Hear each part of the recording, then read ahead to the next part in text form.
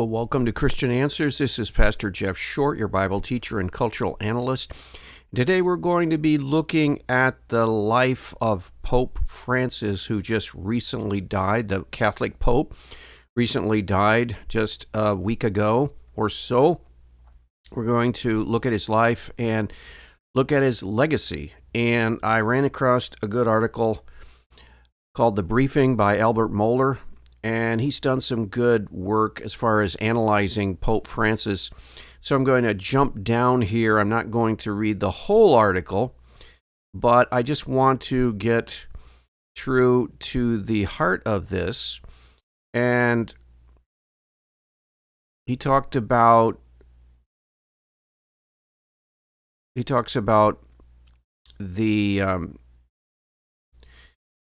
the way that Pope Francis came about, and it says here, so how did we get Pope Francis? This is a good article. It's talking about how the development in the Roman Catholic Church brought about Pope Francis. It says that we need to return to Pope Francis, and we need to put his life and his papacy and his death into context. And yes, evangelicals need to pay close attention to this story because we need to understand that some of the challenges we will encounter in this story are encountered in our churches and in our denominations. And when we get deeper into his article, Mohler's article, we'll find out that he's talking about liberalism and the challenges that conservative Bible-believing Christians have with facing the threat of liberalism, which Pope Francis represented in the Roman Catholic Church. So how did we get Pope Francis, Mohler writes? Well, before Pope Francis, you have two very important popes that preceded him, most importantly John Paul II and then Benedict the 16th. And these two men have been alive and working most of my life. And I have to say that I admired in different ways both of them. John Paul II, of course, was a giant as far as helping bring to the end of communism, Soviet communism. And he stood strong in the midst of that evil, that atheistic onslaught that was gobbling up nations, gobbled up all of Eastern Europe, all of the nations there in the eastern part of Europe, and was spreading all over the globe into Central America. And so John Paul II helped stand against that, along with other important leaders at the time, Ronald Reagan, Margaret Thatcher. And then when he died, Benedict the 16th came on the scene, and Benedict the 16th, I think, is my favorite pope of my lifetime because he actually was a great communicator, intellectual, theological communicator. Now, he wasn't so much a great speech giver and a speaker. He wasn't as warm of a personality as John Paul II, but his intellectual insight was so massive that I think I probably have on my bookshelf 12 or 13 books by Pope Benedict XVI because I love the way he broke things down. And I love the articulation that came from him because, as you know, Roman Catholicism and Protestantism share so much of the Christian core that there's so much that we can learn from Roman Catholic theologians when they believe the Bible and when they take the faith seriously. And so I learned a lot from Pope Benedict XVI. Of course, he was also a traditionalist and conservative Roman Catholic, so all of the baggage and the corruptions that have come through the Roman Catholic Church through 2,000 years, those were also part of his thinking, and that part I rejected. But most of what he wrote, I really can say a hearty amen to. But he was my favorite, and John Paul II rose to prominence at the very height of the Cold War. The first Polish pope was a history-making pope, not only because of his long pontificate, but because of his conservatism, which was in one sense unexpected because he had been fairly liberal earlier on, at least some positions earlier in his career. But the forces of the late modern age in the last half of the 20th century forced him into a more conservative position. His papacy was net conservative in terms of the Roman Catholic Church. So that is very important to state, that Pope John Paul II was more of a conservative force for Catholicism.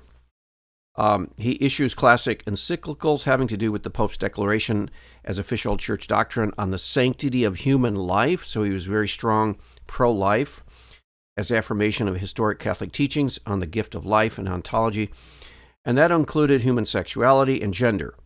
But behind all of that was the Pope's massive affirmation, that is John Paul II's massive affirmation of revealed truth, indeed what he called the splendor of truth. So he was very historic and conservative in his theology. You knew what you were getting with him most of the time. He affirmed the reality of objective, knowable, revealed truth in an age of postmodern relativism, and that was very much the same kind of struggle that evangelical Protestants were facing. But of course, he was the Pope of the Church of Rome and had a lieutenant of sorts, and that lieutenant was Cardinal Joseph Ratzinger. He became head of the Sacred Congregation, as it is known, and that is the official Vatican unit for the defense of the Catholic faith. So he and Ratzinger, John Paul II and Ratzinger, were a team, working as a team. Now, as the lieutenant and oftentimes the one who was advising and even writing for John Paul II, Ratzinger was loved and hated, but he was elected the successor to John Paul II, and he became Pope Benedict XVI. He was massively influential as a theologian. So the intellectual part of Ratzinger was great. And so you had John Paul II, the conservative philosopher, followed by Benedict XVI, who was a conservative theologian and doctrinal watchman, and then you had Pope Francis. So that's a good context. You have a radical change, and that change is Pope Francis. And remember that when it comes to transitions between Benedict XVI and Pope Francis, it was not that Benedict died. John Paul II died like most of vast majority of the popes before him, followed by the successor. Benedict XVI retired, which was odd, but even as there was no modern analogy to that, you have to go back centuries to find a resigned pope. The fact is, no one exactly knew what to do with a retired pope. So he basically was living in isolation.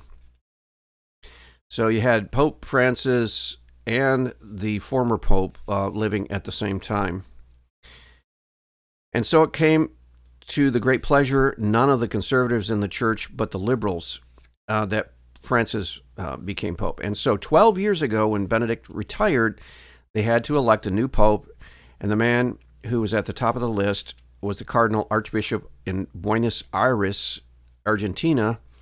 Archbishop Jorge Mario Bergoglio was already well known, and indeed he was the favorite of some in the cardinal meeting, the College of Cardinals, in the conclave that led to the election of Pope Benedict XVI. He was already known. He was a known quantity, and he was pushed by many who were hoping for more doctrinal and moral elasticity in the church. So, since Vatican II in the 60s, there was a push by the liberals to expand that somewhat liberalizing influence of Vatican II. But John Paul II saw where that was going and tried to stop that liberal drift from Vatican II and push what was called a theology of continuity. And that was that you harmonize Vatican II with past Catholic teaching. And so did Benedict XVI, a philosophy of continuity. But Pope Francis changed that. He believed that we needed to go in a more liberal direction. That is, Christianity needed to go in a more liberal direction and take the Vatican II liberal direction and just amplify that. So there was a lot of enthusiasm when Pope Francis was elected by the liberals and a lot of caution by the conservatives. The reality is that Pope Francis, as he has become known in 12 years, was understood to be a course correction, and to the great encouragement of the liberals in the church, he set out making a reputation for suggesting liberal change in the church. So that was his key modus operandi, that he would suggest things. He wouldn't make pronouncements, he would just suggest. And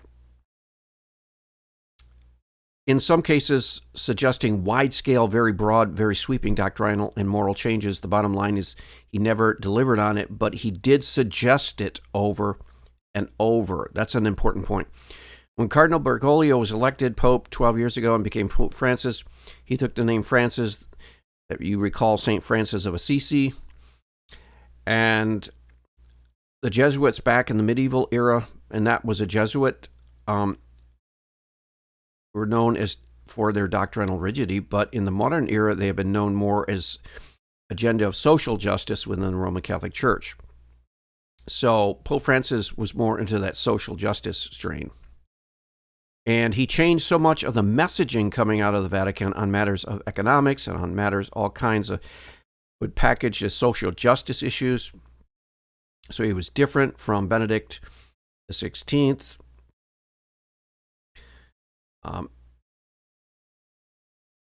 When it came to Pope John Paul II and Pope Benedict XVI, very close relations with the U.S. Catholic leadership, conservative U.S. Catholic leadership, very close relations with the United States.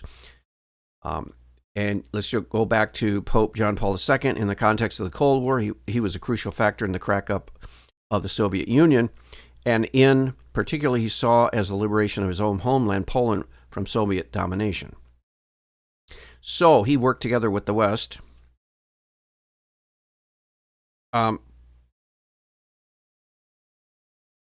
So in the United States, just to give an example, Pope Francis was celebrated by liberals in the church hoping for doctrinal and moral change, also celebrating every single gesture they saw in that direction. He was feared by the conservatives in terms of the impact he would have on the church, and the very thing that the liberals hoped for is what the conservatives were simply praying against. That is to say, they did not want to see these changes come, but it's very interesting to note that the only American Catholics who were promoted by by Pope Francis and were in any sense close to him were those who were also pressing for a more liberal vision of the church. And you're talking about people like the bishop in Chicago and on the East Coast, a lot of bishops on the East Coast and West Coast, a lot of the liberal bishops. There were some very powerful conservative American archbishops who certainly should have become cardinals, but they did not. And that is because Pope Francis was loading the College of Cardinals with those who were more liberal perspective and certainly a more liberal agenda for the church. So liberalism seems to be the mark of Pope Francis, only he wasn't as direct and outright in it. He would more suggest it, hint at it. Drop hints there, in a statement here, in a statement there. And it was always hard to say exactly what he was talking about, but he was always hinting in a liberal direction. So it's sort of a secretive, subversive way to change the church. Sneaky way, you might put it. When he was elected Pope, Pope Francis turned around and sent many symbolic statements about change in the church, and of course it was done with respect, with at least official respect to the popes who had come before him. Remember, the claim of the papacy is a continuity in terms of this papal responsibility. So even as a pope may be a change agent, Pope John the 23rd of the 20th century was considered one of the such change agents. You fast forward and you go to Pope Francis, and he wanted to be a change agent, but you have to talk with a certain continuity and a certain discontinuity if you're going to be a pope. And so there were a lot of official statements with respect for continuity, but there were also a lot of winks and nods toward discontinuity, that is to say, toward more liberal change. So again, kind of a sneaky approach to change things. And Moeller goes on and talks about the whole thing started when he was on a airplane, and he made the famous statement, who am I to judge toward homosexuals? And he did that and was very much open toward the end of his life, the Amoris Laetitia, where he talked about the possibility of blessing gay relationships in the church, and the possibility, just very much liberalizing many aspects of Roman Catholicism.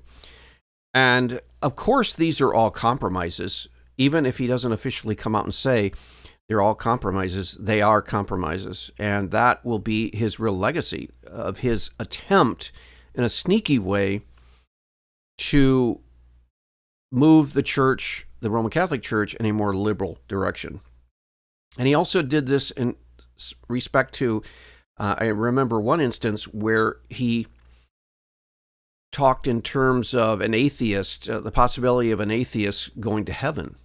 You know, someone that actually outright denied the existence of God, denied that Jesus Christ was a Savior, and yet because this atheist, this father, allowed his little boy to be baptized, Pope Francis claims that just simply allowing his little boy to be baptized in the church meant that there was some merit, some good in this atheist's life, and that maybe he's going to go to heaven. Just totally making a mockery of Christian theology out of sentimental purposes to make the little boy feel better. He also, I remember one time, and I did videos about this, Pope Francis actually changed the official Roman Catholic Catechism from the death penalty being permissible in some cases, a capital murder, so forth, to totally inadmissible. So under the Pontificate of Francis, he totally denied any legitimate use of the death penalty. Well, if you go to the Bible and you read in Genesis 9:6, you'll find out that God spoke very clearly and said, if you shed the innocent blood of another man, your blood will be shed. It's very clear justification for the death penalty, and Christians for 2,000 years have always recognized that there is a legitimate use of the death penalty in the cases of first-degree murder, of course. And if you take the life of an innocent person, your life will be demanded of you.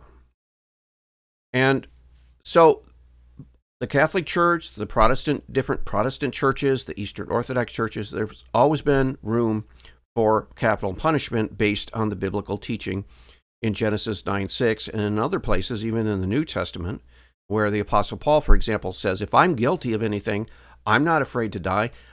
I don't have a problem with dying if I'm guilty of a capital crime.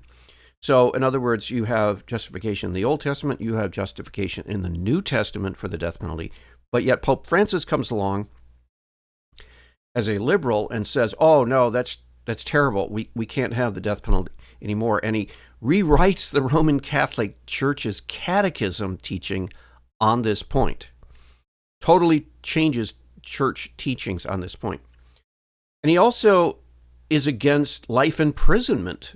So it's like, okay, you can't use the death penalty, but you can't lock someone up in prison for their life, according to Francis. Again, a very extreme liberal position. So you could have a mass murderer like the one up in Scandinavia. I think this man killed like over 37 people at a youth camp. That guy, according to Pope Francis, he should not be able to face the death penalty for his murderous mass murders, or he shouldn't be allowed to live the rest of his life in prison, so they should let him out. It's just crazy. But that's Pope Francis, a very more of a touchy-feely kind of a pope. And that is really harmful when you're trying to think accurately about God and the Bible, when you bring in your sentimentality like that.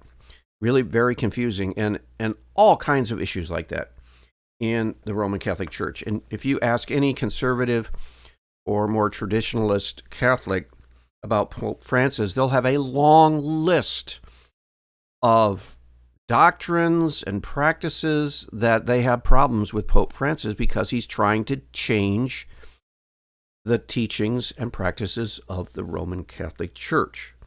And if he can't do it outright like he did with the death penalty by basically rewriting the catechism. He'll suggest it and hint at it and point to it without actually going directly and saying, okay, we're changing this. So very sneaky approach.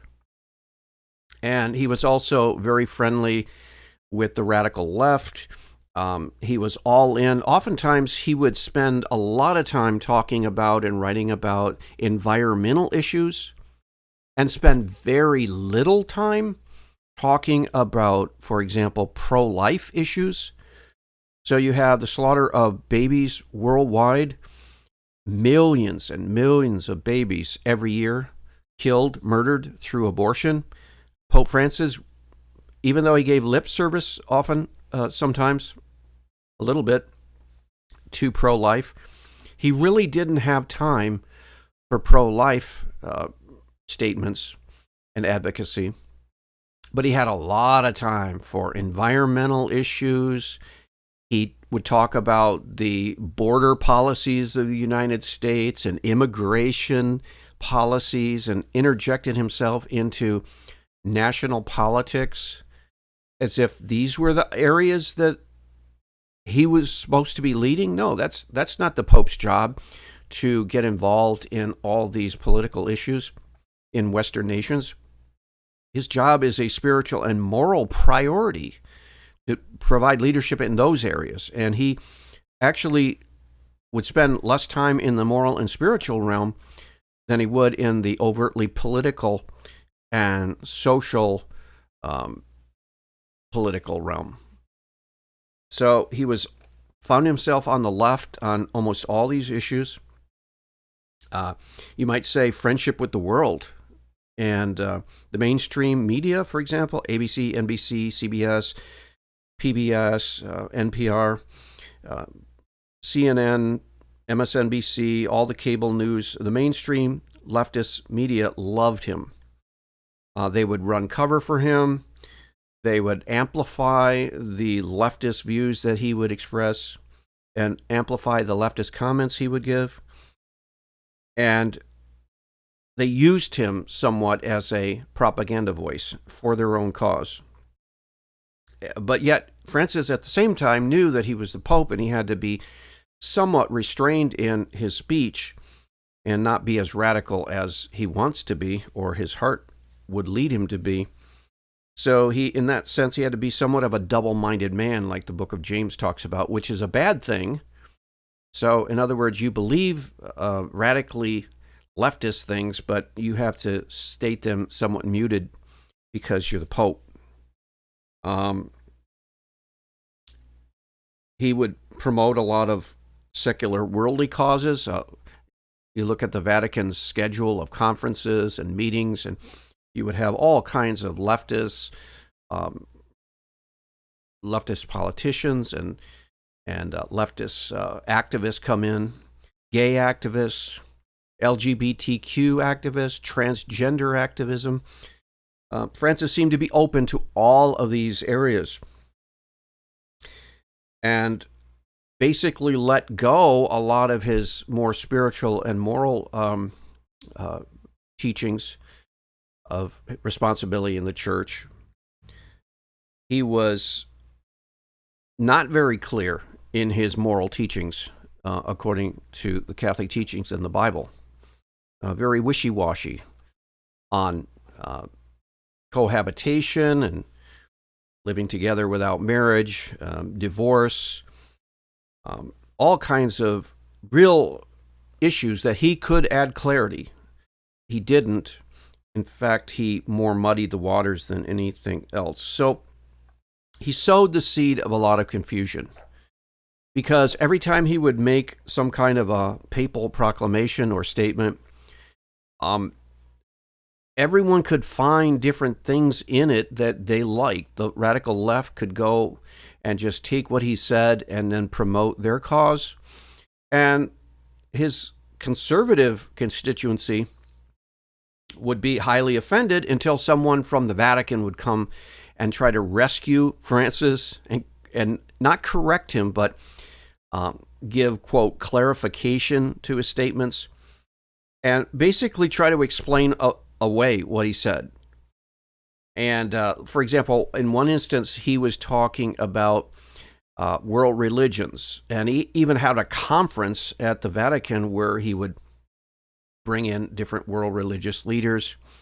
And he spoke at one point about how God, quote, God willed the plurality of religions. So what does that mean? So it's God's will that there be religious diversity in the world, that Islam, that teaches that Jesus was not the Savior, God's will is that, or that Buddhists who don't even believe in God, it's God's will that millions of people are under the Buddhist system, or the Hindu, thousands of different gods. That's God's will that all of these spiritual and religious confusion reign on the earth. I mean, it's just scandalous. So people criticized him. It's like, what are you talking about? God wills the plurality of religions? Doesn't God want everyone to come to a knowledge of him through the Son, Jesus Christ? Isn't that the way, the truth, and the life, as the Bible puts it? Well, Francis is trying to be friends with the world and not offend anyone, and he doesn't want to offend the Hindus. He doesn't want to offend the Buddhists. He doesn't want to offend the Islamic world. He doesn't want to offend atheists. He gave quite a few interviews to an atheistic journalist. And the journalist would come back and report and said something like, Pope Francis doesn't believe that anyone really goes to hell and that everyone really will be saved in the end, and all these things, totally contrary to biblical and Christian teachings. And then there would be some scrambling at the Vatican to try to explain what Francis actually meant and try to salvage what was actually said, or some explaining away. But again, it was a pontificate of confusion, most of all. Now, there were some likable qualities of Pope Francis. He seemed to always be personable and kind and friendly. He seemed to be. He seemed to be likable. He seemed to have a nice smile. He seemed to talk on a one-to-one level to people. He wasn't ostentatious. He didn't seem to be motivated by materialism. He chose a life of simplicity. He didn't live in the papal palace, but he chose a more humbler housing in the Vatican. And I think at his funeral, he was buried in a simple wooden coffin. So again, there were signs of his humility, and he was not greedy or materialistic or wanting money or living in a life of luxury. But the moral confusion and the spiritual confusion he sowed is really going to be, unfortunately, his legacy. So those are my thoughts after experiencing Pope Francis for these 12 years.